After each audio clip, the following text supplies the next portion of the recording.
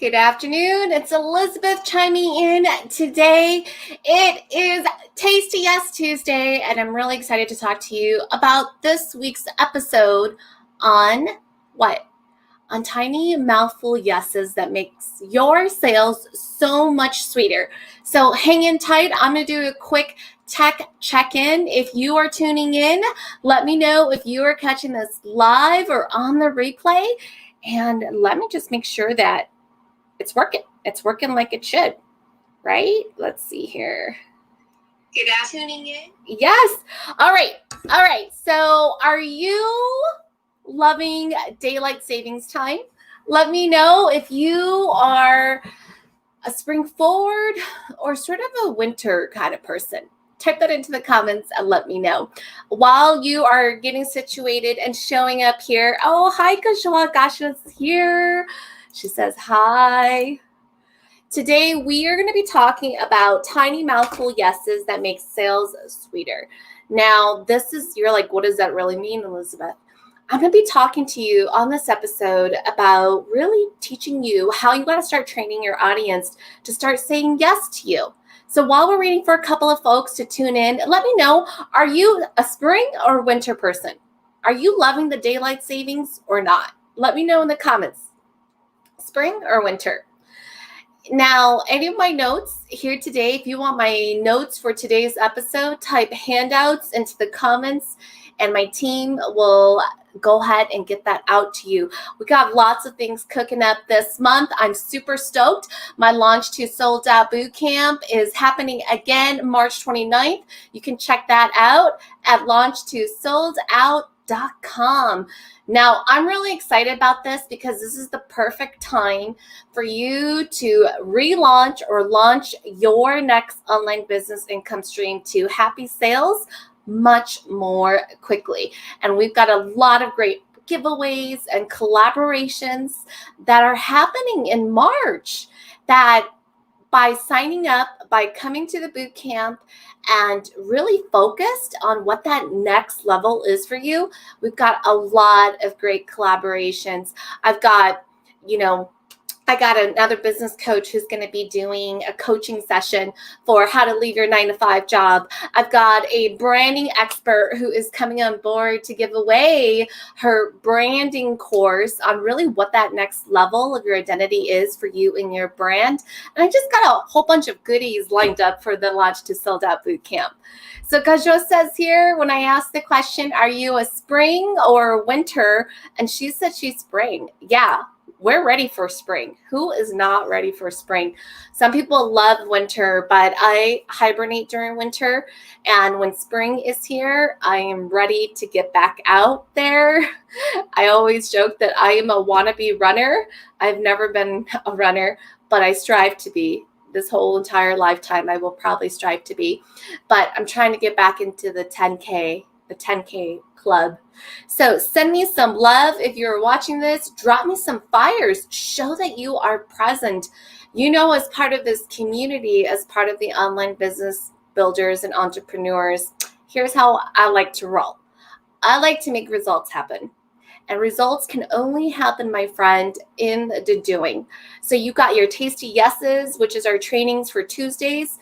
And then for the rest of the week, we roll out what I call prompts or coaching moments that are making sure that you're taking a moment to really digest the learning and just quick bursts or quick boosts of just coaching moments to say, are you doing this in your business? Are you thinking about this in your business? If we really want to change our life and really grow and take our business to the next level, I constantly tell my students and my clients, you've got to disrupt your way of thinking, your way of being, right? If you're showing up in your business and you want more customer yeses and you're not showing up in a very different way, right? I often say your 1.0 version that got you here is not what's going to take you to that next level. You got to go to that next Elizabeth 2.0. And then there's an Elizabeth through 3.0, right? Just like software, we have to upgrade to where we're at to get to where we're at. And then once we're there, we've got to upgrade again to get to that next level, right? So if you and I have not had a chance to meet each other yet, I'm going to encourage you to do a connection call with me. Type strategy into the comments and my team will get my booking link out to you. And let's go ahead and connect and just get an opportunity to get to know each other. But most importantly, start talking about your business with how to really grow your business with a human connection, especially, my friend, if you are focused on growing your business online, whether you're an e-commerce retailer, whether you are an instructor or a teacher, a coach or consultant, right? The ability to position yourself as the number one expert in your space, the ability to really lead the way so that you can command higher prices, which is your positioning, and top it off, really lead that from a place of genuine authenticity to create that human connection online, in your social media, in your live stream selling, in your videos, your posts, your content. That's really what's going to differentiate you. I don't need tons of quantity of volume. I only need quality people to be part of my community, to grow. And that's really the key here. That's what I want for you. All right. So love it. Love it. Seeing folks here online as well. So let's dive right into today's training. What do I want you to be able to walk away with today's training? I want you to be able to, one, spot for you the sales why sales are not happening for you. Where are the sales loops? That's what I call it, the sales loops. Why is it not happening for you? And then I'm going to offer 3 different tips, or a couple of different tips on what you can start doing right away in your business to start closing that sales loop for you. And one of the key strategies that I teach my students and clients is to start training your audience for micro yeses, because micro yeses are the breadcrumbs that lead to the macro yes. And if you are coming to my Launch to Sold Out Bootcamp that's happening on the 29th, the fun thing is you're actually going to be able to map this out with me, right? And we're going to be able to literally lay your breadcrumbs for one-click conversion path with your content. So if you have no idea why your content is not working for you, you feel like you're just throwing spaghetti on the wall, you want to be at this bootcamp. I promise you that you're going to walk away with so much more value than your last paid investment. That's what I'm hearing from my students or participants, and that's my bold promise to you. Okay? Love it, love it. Send me some fire. Let me know that you're here. So let's dive right in. Let's dive right in. What are those tiny mouthful yeses that make sales sweeter? I want you to really think of this as micro and tiny. Oftentimes we think of ourselves as we have to do these massive things in order for our audience and customer to opt in to, our emails, to book a strategy call with us, to sell, and then for them to buy, right? But really, it's actually a lot further upstream than that, okay? It really starts with the initial content that you're first putting out to your audience, right? So one of the things I want you to pay attention to is, how are you approaching your content and your social media? Are you approaching it as a liability, or are you approaching it as an asset? I want you to think about this. I'm going to just give you a really simple example, right? Let's say that you own a brick and mortar store, right? And you're maybe one of the businesses that are in a shopping, like a shopping center, right? Imagine like a shopping strip mall, and you have a brick and mortar store that's set up shop right there, on the strip. And there's a whole bunch of, Panera Breads and all of these other stores that are there. Okay. Now, when you've got to make an investment to buy that sign, that big sign that hangs out in front of your door, right? That hangs out on the top of your store that says, "This is my store," and then all of the stickers that have to go on the window. You know what I'm talking about? All that signage. So when you're brick and mortar, that's a cost, right? It's a cost, but you're willing to invest in that cost, which is signage for your business, because you're trying to attract people to your physical location. So you're trying to signal, right, your big signs that, hey, I'm here. This is what we do here at this physical location, right? And it is a cost, meaning that there's no direct ROI. There's no direct return on investment that says if you get that pretty sign in pink or with lights, it's going to lead to, X more sales per month, right? But here's the truth. Here's the truth about that signage, right? Is that it costs you thousands of dollars to put up, and you have no way of measuring the ROI on your signage. But guess what the cost is if you do not have that signage. Like, you're like, it's too expensive. I don't want to buy signage for my storefront. What? $5,000 for that signage to have lights? Ridiculous. I don't want it. What's the cost of business for you? No one knows who you are. No one knows that you're even there. They don't even know what you do, right? Well, online, we don't have the luxury, right, of having a storefront, okay? The beauty of being online is that your initial investment, startup cost in your business is actually much less than a physical brick and mortar location. But your content, your social media is like that signage. So how are you approaching it? Are you approaching it as a liability or as an asset? Type that into the comments and let me know. Are you approaching it as a liability or as an asset? You see, if you're approaching it as an asset, right, it pays off for you. You approach content creation and social media as something that you're looking forward to doing. And this includes going live. This includes tutorials on YouTube. This includes writing posts, doing stories, writing blogs, right? But when you start to look at your content as a liability, right, that you dread it and you just cannot wait to be done with it, it actually costs you customers and opportunities. It's like turning off the lights and deciding not to invest in that signage at your physical location store because it's too much money and it's too much work, right? And so you decide that because of that, you're just not going to do it.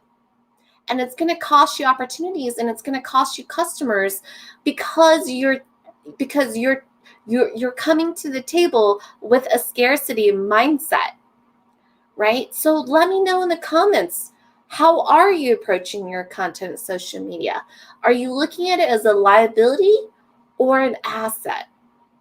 Because if sales is not happening for you, it's because you're treating your content, your social media, as a liability and not an asset.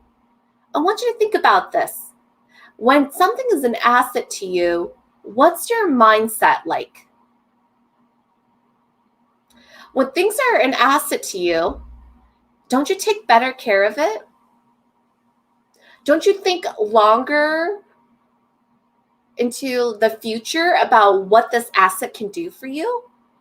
Don't you protect it and nurture it and just overall appreciate it more and take better care of it? Right? You're just not randomly posting things on social media. You put a little bit more thought, a little bit more planning, a little bit more production to produce the content to put it out there, right? And that's really key here, folks, is you've got to have a strategy.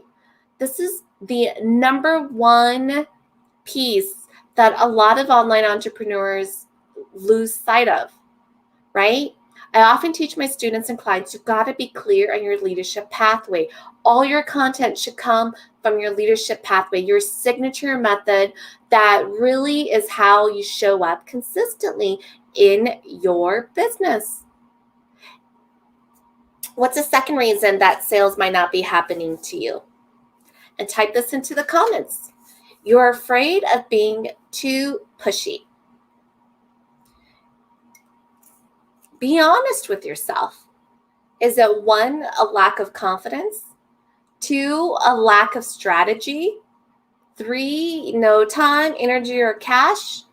Or 4, you're just afraid that you're not going to get any engagement at all? Or maybe all the above. Type that into the comments and let me know. Be honest with yourself.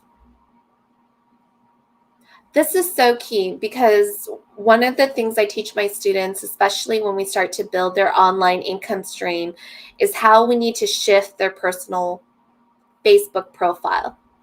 And this can be really hard for some students because they are so used to thinking of their personal profile as separate from business, because when we are an employee, we are trained and conditioned to separate our professional business life from our personal life.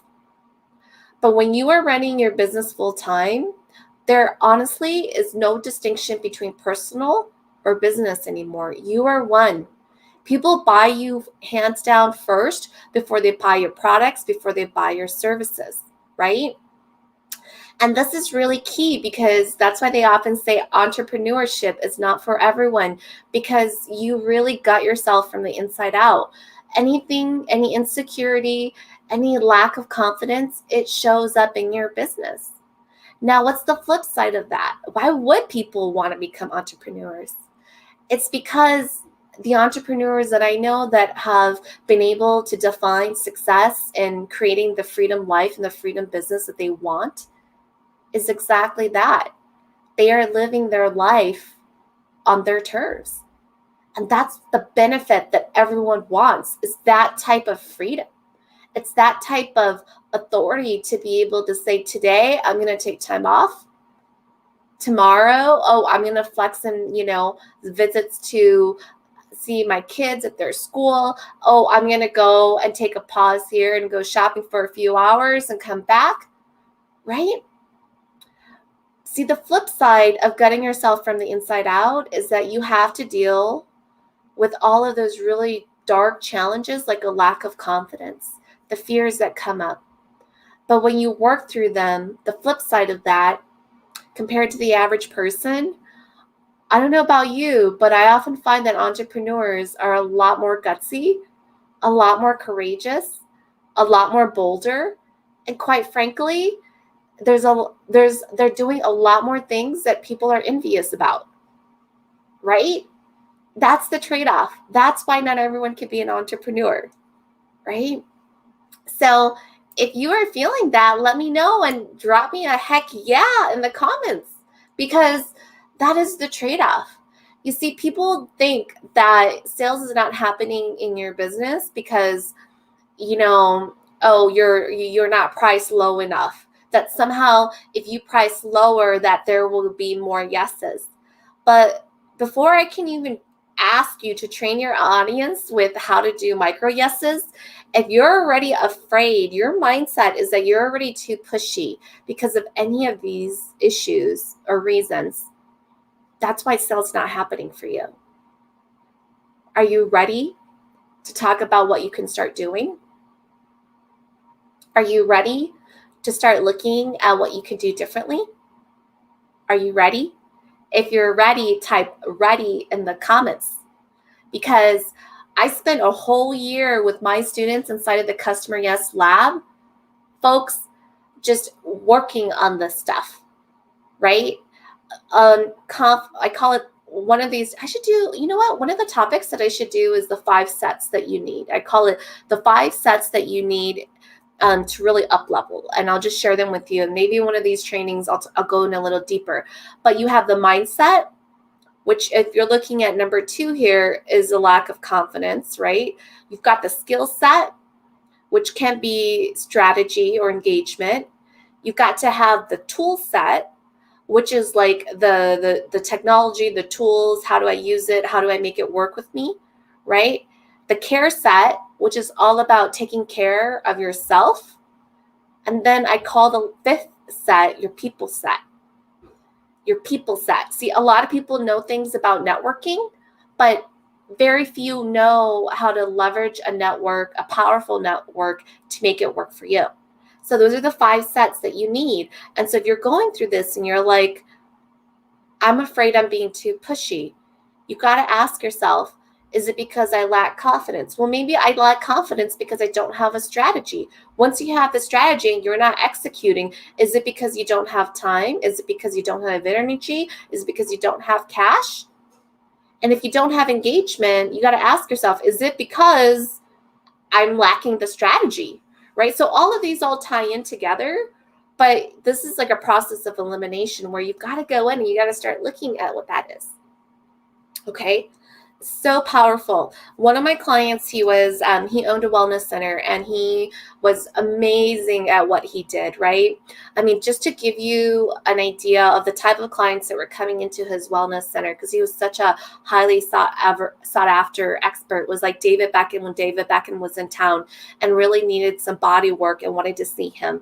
And we were joking because it was so last minute that David Beckham and his team had reached out to him and he was like, look, I can't meet with you because I'm too busy right now. I already got my weekend booked, right? My week booked with my clients. And we're like, dude, it's David Beckham. He's like, so? I mean, that's just kind of like the type of man that he was, right?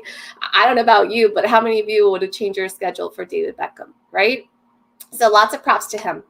But when he went from in person, right, brick and mortar wellness center to online, and I was working with his team on really like what is their next online income stream. This was like right at the start of COVID. And one of the things that he said to me, he said, Elizabeth, I can be in a room doing yoga and training a room of like 50, 100 students.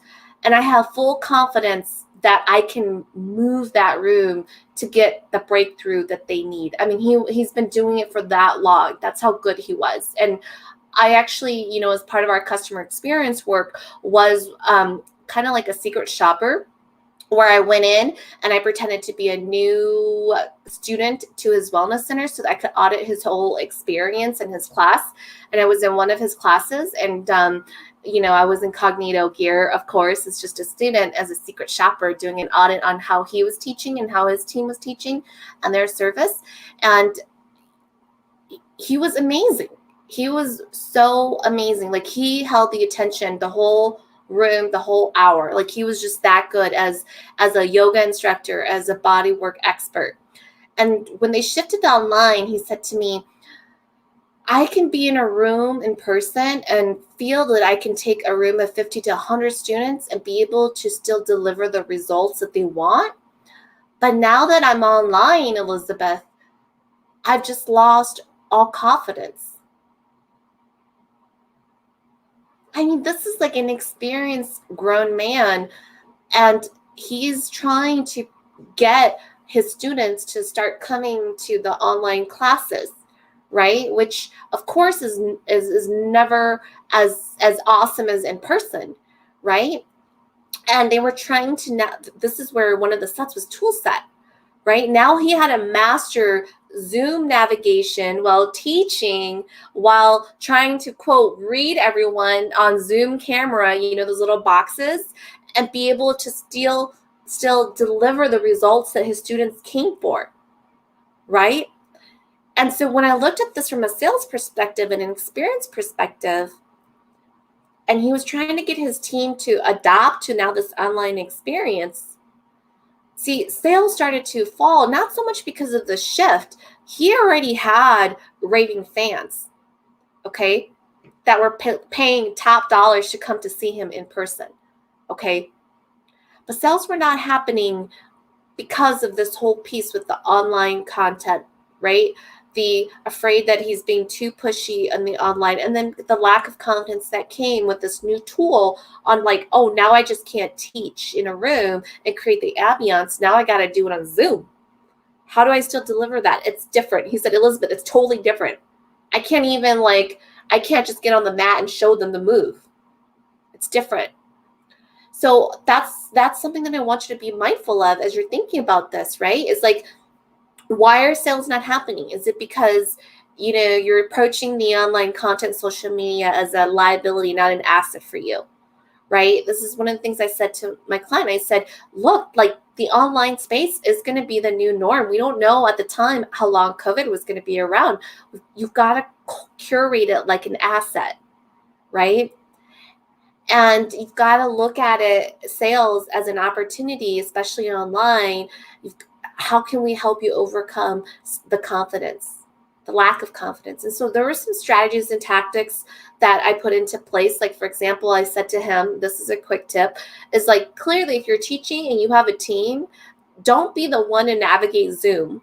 Like let's, like, coordinating with another team member, let them navigate Zoom so that you could just be present to teaching and being fully there for your students, right? Because even at that time, he usually booked out at like 30 students, and even online, he was still pretty full.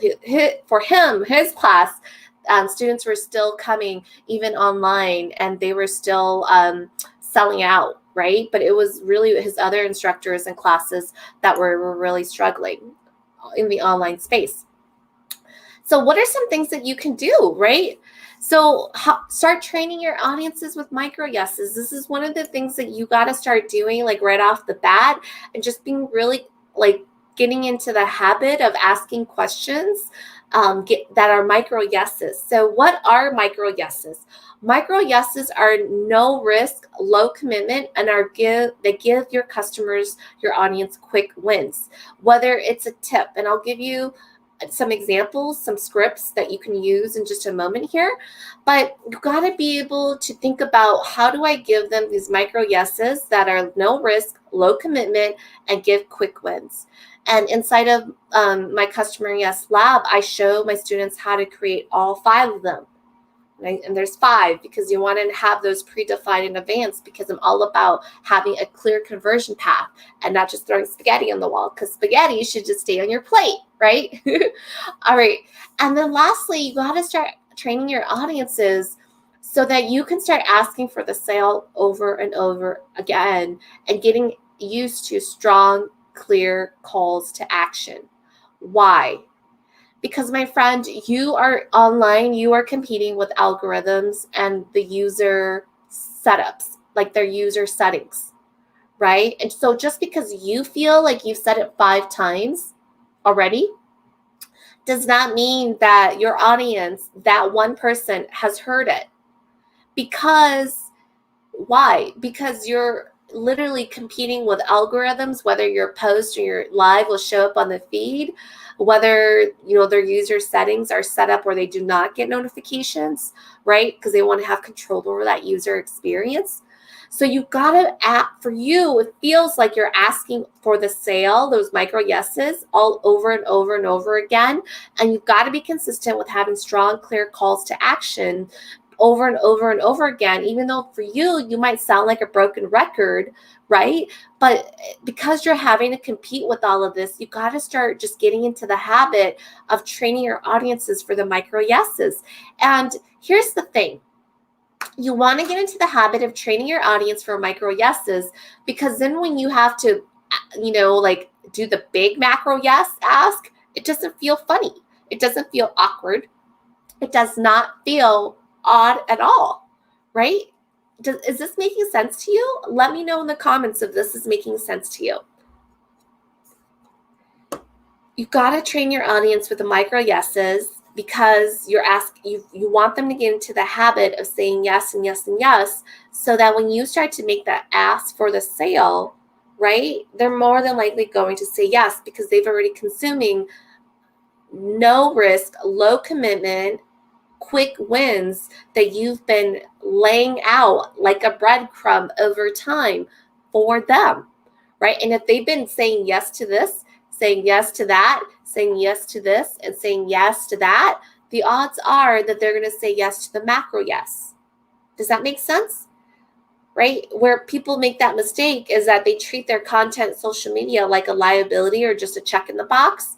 And so they're putting no thought behind micro guesses. They're just like, here's a inspirational quote, or here's a selfie of me of what I'm eating today, right? And there's nothing wrong with those, but you got to make sure you have a good mix of personal connection posts along with some of the other types of conversion posts, right, as well.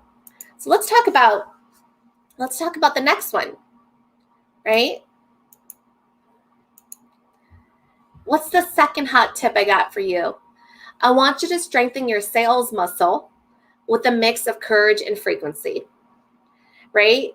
It's a guaranteed no if you do not ask. I get myself in trouble with this sometimes because as a parent, I coach my kids that they need to ask, right? Ask for this, ask for that, because it's a guaranteed no when you don't ask. Of course, now they come back at mom. They're like, Mom, you've encouraged us to keep asking, so I'm just going to ask anyways, right? And so that puts me in a tough spot because I can't say no all the time.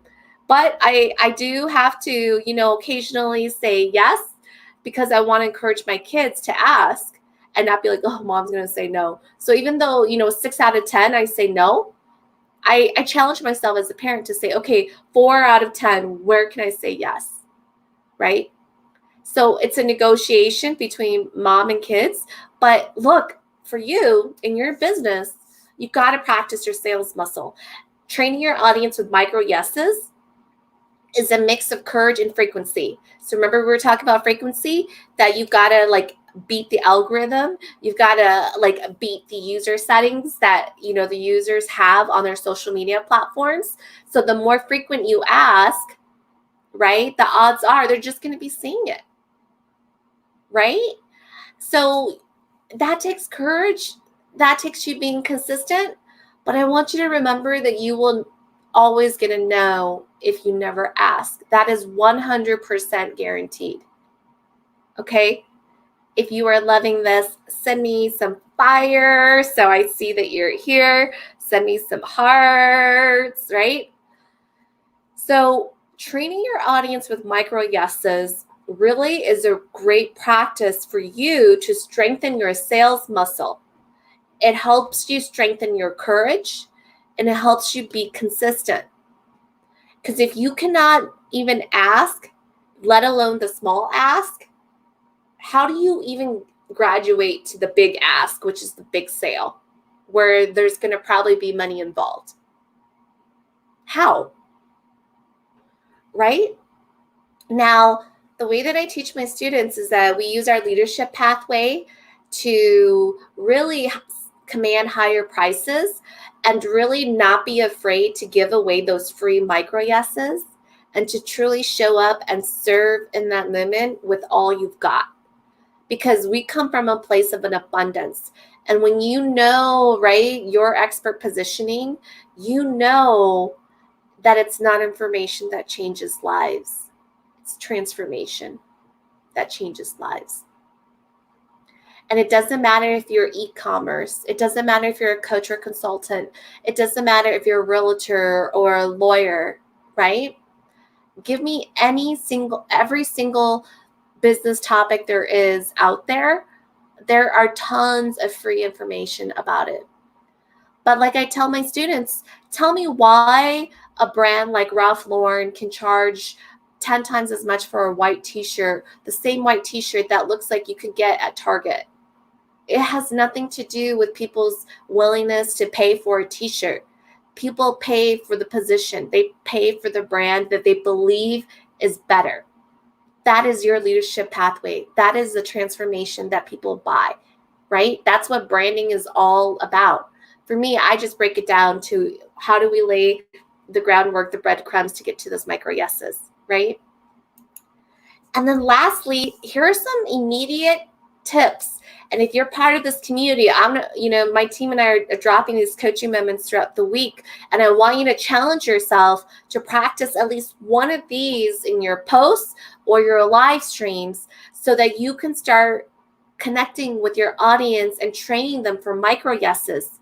Micro yeses are just not like, oh, here's my freebie, right? You can see here, that can also be a clear call to action, which is, hey, grab my free gift, type X in the comments, right? Just like I'll say to you, I'm using my micro yes, which is if you want my notes here, type handouts into the comments and my team will get this out to you. That's an example of a micro yes. I do it, right? But see, I don't feel pushy about it because I genuinely show up every single week and teach from a place of giving. Because I know for my students that are hungry to really go to that next level and take their businesses to 6 figures or above, is that they're going to need more than just this one coaching framework, right? Information does not transform lives, does not change lives. Transformation does, right? So that's an example for you. Here's another one, right? Has this happened to you? This is where stories come in and examples come in, and you just, instead of just telling your story, you're asking a very subtle but powerful micro yes question, such as, has this happened to you? And this is powerful because it lets your audience disrupt whatever they're thinking, whatever they're listening to, which is you right now, and say, has that ever happened to me? Can I relate with him? Can I relate to what she's talking about, right? And now that I deconstruct this, you're probably going to be like, oh, I see Elizabeth do this all the time, right? This is engagement too. It's an engagement strategy, but you're also trying to connect with the right people to resonate with them. And I often say that in your business, in your brand, you either want to attract your people and completely repel those that are not meant for you. And you've got to be okay with that. And the second example here is, are you ready for more? Are you ready for this? If you are, type ready in the comments. That is another example of micro yeses. Not only are you engaging, but you are asking your audience to use their brains, their thinking, their mindset, their consciousness to be present to what you are teaching in that moment. You see, so many people go through life consuming content in a very passive manner, right? So these micro yeses are not just to engage people and get a whole bunch of comments, but it's to disrupt their thinking, their way of being. Because why? So this is where I'm going to geek out a little bit on customer behavior, right? And neuroscience. Is because when you're asking these micro yeses, you are disrupting their thinking and processing. And when you can disrupt that pattern, it makes you a lot more memorable, especially if what you're sharing resonates with them, especially if what you're sharing shifts their thinking, especially if what you're sharing makes them go, I just learned something new, or I never thought of it that way, right? So when you start to use and train your audiences for micro yeses, it's not just about saying yes to get to the macro sale, which is the yes, but it's really asking them to be a very active and intentional part of the content they're consuming. You're co-creating with them. You're co-creating with your audience. And that's powerful in creating a brand, and it's powerful in creating your position, because what happens when you meet an inspiring leader? Leaders that know the way, that show the way, and are the way are the ones that you are most inspired by. They are the ones that you want to follow. They are the ones that when they post, you want to see what they're up to, right? So if you are loving this, let me know in the comments if you want my handouts. Type handouts into the comments and my team will get this out to you. Are you loving this? If you're loving this, send me some hearts, send me some fire. Oh, I love it, love it, love it. So next week's topic is going to be live stream, how to really engage in your live stream in just 60 seconds, what you can do in your live stream to make it even better and more engaging in just 60 seconds. I'm going to share with you some of my best tips for how to do that, because my friend, right? Like if you are competing with algorithms, you've got to be able to do a live stream and be able to command people in like less than 60 seconds to say, hey, pay attention to me. I got something to say. I got something to share with you. I've got value to give you, right? So that's what I'm going to be talking about next week. One of my favorite topics about better live streams in under 60 seconds, right? So stay tuned, same place, same time. Actually, let me take that back. It's actually going to be at 12 p.m. Central Standard Time. Today we went a little later because I had my workshop, right? So next week, 12 p.m. Central Standard Time. Join me right here on Tasty Yes Tuesdays, and I will see you next week. Until then, rise and shine.